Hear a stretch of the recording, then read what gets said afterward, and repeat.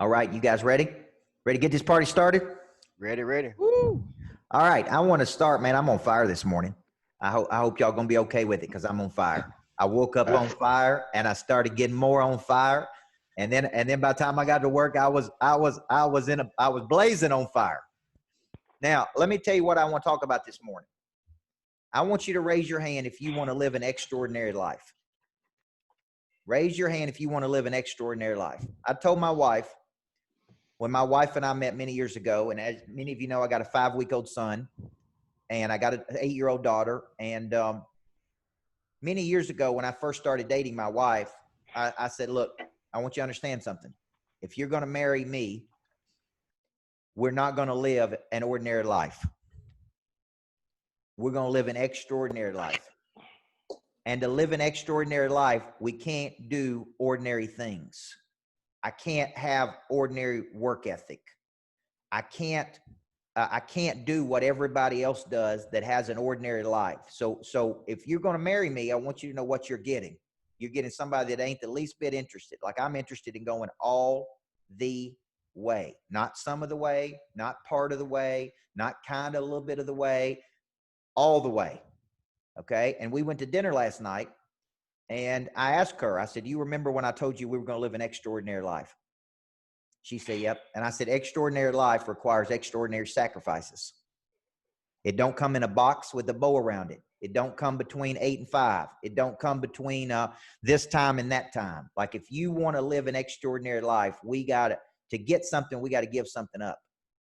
Now you say, what do we have to give up? Can't we have a family? Absolutely. We can have a beautiful family. Can't we have some free time? Absolutely. Can't we have some fun? You better believe it, because I believe fun's a big part of life. But let me tell you what we can't get by to have an extraordinary life. We can't get by without work. We can't get by without selling something. We can't get by without working the system that I created. We can't get by with me not getting up early and coming in late. We can't get by and live an extraordinary life with ordinary effort. Now, you remember when we got married, you wanted to live that extraordinary life, right? Yeah, I do. I said, okay, then here's what we got to do. And I looked her right in the eye and I said, we got to commit and recommit to our goals every day. We got to commit and recommit every day. We know how to win. We know how to be successful. Okay. We know how to go out and do it. And we didn't get to where we are today by being lazy, not working the system, not picking up the phone, not making phone calls, not working the muscle. We didn't get to where we are today, sweetheart, by getting lazy. And I said, I don't care what's going on in the world. We can't stop what made us being successful. Now, I want to know right now at this dinner that you and I are recommitting to our goals, our personal goals, what we're going to do with each other as a married couple, how many people we're going to impact. Okay. And she said, I'm in. Say, how many of y'all need to recommit to your goals? Raise your hand if you need to recommit. Yeah. How many of you would admit that over the last couple of months, here's the trend that I've seen in people, guys. I'm going to tell you the trend that I've seen in people. The trend that I've seen in the companies I coach that are working from home has been real simple. Number one, the first month they had a good month. The first month at home, they had a good month. This is in mortgage, real estate, insurance. Second month, they started falling off the wagon. Third month, their numbers went down. Now, why is that trend happening? Here's the deal. I want to show you something about personal responsibility. I have a theory that when I place my destiny in another person's hands, that destiny is in danger because they don't see what I see. Okay. They don't know what I want. All of your dreams, that extraordinary life lives in one place. It lives in your imagination. Like, you can't see my dreams. I can't see your dreams. Now, I will either become self-disciplined. This is where self-discipline really comes in. I think less than 1% to 5% of people are mentally and emotionally tough enough to work from home and hit the same numbers they would if they were in an environment. Now, you say, where are you getting your data from, Coach? I've been coaching people for 28 years. I'm coaching people in every industry you can imagine. Less than 1% to 5% are what I would call Navy SEALs. I'm talking, they don't need any external motivation. They don't need psych up from Coach Burt or their manager. They wake up and they say, my future is my responsibility. It ain't nobody else's responsibility to make my sales calls. It's nobody else's responsibilities to help me generate revenue. It's nobody else's responsibility for my family. I'm going to show up every day and fight tooth and nail to get everything I can. Okay? 1 to 5%. Now, you got to make up your mind, guys, if you're in that 1 to 5%. Or if you're going to call an hour, take an hour off, waste an hour, goof off an hour, play on social an hour. Listen, I'm at my office today. Okay. I'm going to make the calls. I'm going to put the work in. I'm going to work the muscle. Then tonight, I'm going to take my daughter out to dinner on a date night. Then I'm going to go home and see my wife. Then I'm probably going to be up all night with a 5-week-old that ain't sleeping. Okay. But now, how many of y'all think I'm going to use that as an excuse not to work tomorrow? You would never hear me use that as an excuse. I chose, right? I chose to have a baby. I chose to have a family. I chose to get up and have a business. I chose every one of those things. Nobody chose those things for me. Okay. Now we had a guy calling last week and he was complaining and acting crazy because he wanted to get out of my online academy. He said, I signed up for it, but it ain't working. And I said, well, look, sir, while I got you on the phone, let me log in here and let me see what's not working. I said, it looks like you bought this about a year ago and you've used it 7 times, sir. Said, now let me ask you a question. I do a Monday afternoon call every Monday at 4:30. Let me look at the records while I got you here on the phone, sir, and see how many of them calls you've been. Oh, you had been on 1 call in almost a year. Now, let me ask you a question, sir. Is it not working or are you not working it? He said, well, yeah, it ain't working because you ain't working it. Folks, that phone you have in front of you ain't going to call out on its own. It ain't going to sell any insurance. It ain't going to make a call. It ain't going to overcome an objection. It ain't going to work if you don't work it. All right. Now, who are you doing this for at the end of the day? See, I told my wife, man, I'm doing it for you. I'm doing it for our 8-year-old kid. I'm doing it for my new 5-week-old son so they can have a better life. I went back to my hometown yesterday and I bought a building in my hometown. And I almost get emotional talking about it because I was raised by a single mom, and I went to the house where we grew up. And if I took a picture of that house and showed you the house I lived in when I was growing up, guys, I can't even believe. My mom won't even talk about it because it makes her feel bad because she didn't feel like she could take care of me enough because we lived in this house that, I mean, it's awful, man. It's awful. And I called the principal of the high school in my local town. I said, man, I bought a building in my hometown. It's beautiful. I paid $60,000 to renovate it, and I want kids in that building. You send me those kids at that local high school, and I want to do things for them. I want to do leadership camps and success camps. Here's the first thing I told him. I don't want anything from you. I don't want any money from you. I don't want you to pay for anything. I'm not asking you for anything. All I want you to do is help me get kids over there. Because if it wasn't for some of my coaches and some of the people who believed in me when I was 15 years old, when I didn't believe in myself, I wouldn't be Coach Burt today. Everybody understand what I'm saying here? Now, guess where I got the money to buy the building from my business. Okay. I paid $72,000 for the building, which is an old dilapidated building. I put $60,000 of cash into it. Now I got $150,000 in the building. It's not even being used. It's just sitting there in my hometown. And my wife's like, why don't we sell it? I'm like, no, we're not selling it because we're going to go back to our hometown and I'm going to do something for those kids that don't have a coach, that don't have a dad. Like I didn't have a dad growing up. Like I'm going to go back and help those kids. I'm not selling that building. I don't care if it ever makes $1 for us. Now, the only reason I'm able to do that, guys, is because my business has generated enough money to give me enough cash to go help people like that. Does everybody understand that? You know where I get that money from? From picking up this phone. I'm no different than you. Today, I will be on this phone making phone call after phone call after phone call after phone call trying to sell them my coaching services. I'm going to get rejected. There will be people who hang up on me. There'll be people who tell me to lose the number. There'll be people tell me I don't need a coach. There'll be people say I don't like you, Coach Burt. Like there will be people that tell me the same things, right? That they tell you, Monica Evans. You follow what I'm saying? There will be people today that fight and resist me, but you know what? Here's my mindset. It's going to be a fight, but dadgummit, we're going to find a way to win. And let me tell you who I'm going to win for. That little 8-year-old daughter I got, that little 5-week-old son, and my wife that I promised to last night that we're going to live an extraordinary life. That's who I'm fighting for today. Now, you got to fight for you. You got to fight for your family. You got to make a decision today, guys, that when you have feelings, just because you have feelings, don't make them right. Right or wrong? Here's what my feelings are going to tell me. I don't feel like calling today. I don't feel like getting up and getting out of bed. I don't feel like following up. I don't feel like working the phone system. I don't feel like doing this. Just because you got feelings don't make them right, man. Matter of fact, some of the worst decisions you'll ever make in your life will be made from feelings. Amateurs listen to their feelings. Professionals do not listen to their feelings. Professionals show up, they grow up, and they deliver. Now, why is this so critical right now? Because right now you don't have a manager standing over you in a call center. You don't have an environment trying to get you excited and motivated. You got you, man, and you got to bet on you. Okay. You don't need external motivation from somebody. You need to say, look, what do the top performers do here? Okay. They make X number. They have 5.5 hours of call time every day. Okay, good. How good are they at closing? Oh, they're closing 3 out of every 10 deals. Oh, what are they doing? Boom. Now you got to make a decision.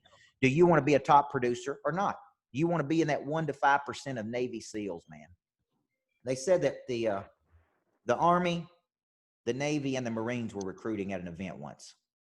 And they stood up, and the Army made a case about how you need to be all you can be. You need to join the Army. Then the Navy made a case about how you need to join the Navy and how you're going to travel around the world and be in the Navy. Then they said the Marine got up and he said this. He said, out of all the people who are here, there's only 2 of you in the room tough enough to be a Marine. Now, which 2 is it going to be? And 2 kids stood up and said, step outside. I'll talk to you 2 out there. That's what we're looking for, guys, is we're looking. I tell people right now in my life, I've been interviewing people to work with me. Here's how I start the conversation. Okay. Now I want you to think if any of you want to work for me after I tell you this. I say, look, number 1, I'm going to go all the way. I ain't going part of the way. I ain't going some of the way. I ain't going halfway.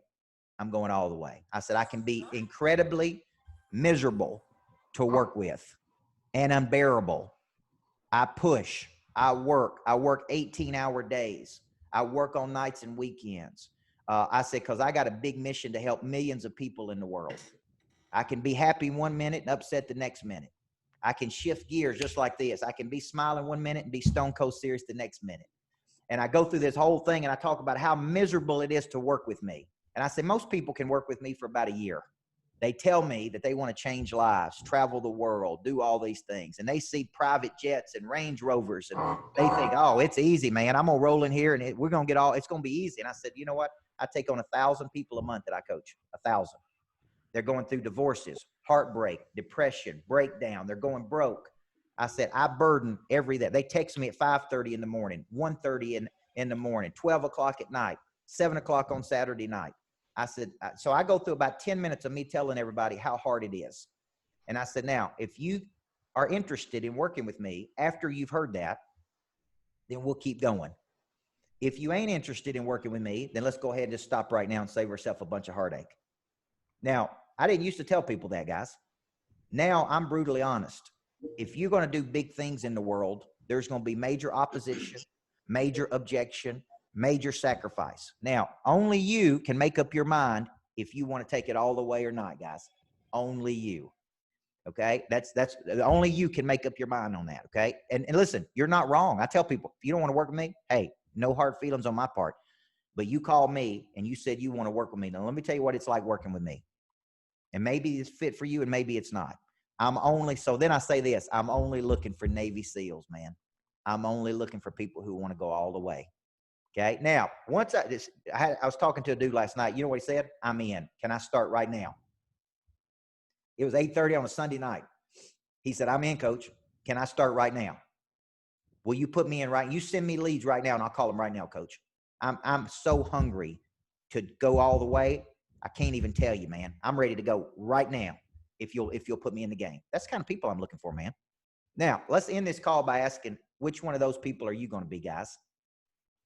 Okay, I know Coach Burt's positive and he's upbeat and he's smiling, but let me tell you something, man. Tim Grover wrote the book Relentless, and he was Michael Jordan's personal coach for 15 years. You know why he called that book Relentless? Because he worked with Jordan, Kobe Bryant, Dwayne Wade. He was their personal trainer. And he and I talk about every week. And he said, you have never met people as relentless at pursuing their goals and potential as these people. You have never met people as tough, as emotionally tough, as these people. He said, I have never seen anything like it. I've never worked with anybody like it since. And I spoke at 10X right before Tim Grover. That was 10,000 people. It was Grant Cardone's conference, Mandalay Bay. And, you know, I'm up there and I'm smiling and I'm teaching this concept, Inside the Mind of a Monster, and I'm upbeat. People are clapping and giving me standing ovations. And Grover came up and spoke. I'd never met him before. That was the first time I'd ever met him. And he's up there. I mean, he's hardcore, man. Closers, cleaners, like he's talking about tough, you know, toughest people in the world. And at the very end of his talk, he said, I want Coach Burt to stand. He said, he looked down at me, he said, I want Coach Burt to stand up. And I stood up and he said, I want you to turn around and look at all 10,000 of these people. And so I turned around, I'm smiling, you know, and Tim Grover said, look, folks, I watched Coach Burt for 1 hour speak. And he said, I know he's nice. I know he's friendly. I know he's packaged up well. I know he smiles. But if you don't think for 1 second that man right there is a stone cold killing machine, you have lost your mind. He said, because I can recognize when a person has a killer instinct in them. And that man right there has it. That's the first time I ever met him, right? We became lifelong friends from that moment. Now, what am I looking for with you? I use that saying, I'm looking for a stone cold selling machine. I'm looking for Navy SEALs, not baby seals. I'm looking for somebody to dig in deep and remember why you're doing this every day. And you ain't doing it for me, and you're not doing it for Kim, and you're not doing it for Jeff. You're doing it for you, okay? At the end of the day, you're doing it for you and your family. That's why you're picking up that phone every day. So you ain't doing it for nobody else in the world. Don't mistake it. Don't fool yourself, okay? And part of you is doing it for you, because my wife told me one night, she said, you ain't doing it for us. She said, I know you say that, but let me tell you who you're really doing it for. You're doing it because you got to do it. That's who you are as a man.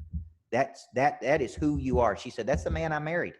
The man who's going to provide for our family over and over and over again. That's why I married you. So I want to challenge you guys today. I know it's Monday morning. I know some of you have fallen off the wagon with your sales goals, with your targets. Some of you listen to your feelings. I know I'm guilty of it too. But I can't let myself, man, because I got people counting on me to show up, grow up, and deliver. My single mama taught me one thing. My mom totaled her car a few weeks ago. She's 61 years old. She totaled her car. She got out of the car and had somebody pick her up and take her to work. I didn't even know about it. I saw it on Facebook. I called my mom. I said, Mom, did you total your car on the way to work? She said, yeah. I said, you okay? She said, yeah, I'm fine. I'm like, where you at? You at the hospital? She said, no, I'm at work. Mm-hmm. She said, I suggest you go back to work. Call me later after work. That's how tough my mama was, man. And every time I see that woman, I just give her a big hug and I say, thank you, Mama. Thank you for instilling that toughness in me, because that's what we need today. So let's have a big day, guys. I believe in you. I love you. Let's recommit to our goals. Raise your hand if you're recommitting today. Raise your hand if you're recommitting. Raise your hand if you're recommitting. It ain't my goals. It's your goals. Okay? Let's buckle down and recommit. Y'all have a great day today. Thank you. You too. All right. Let's go ahead and get logged on, everybody.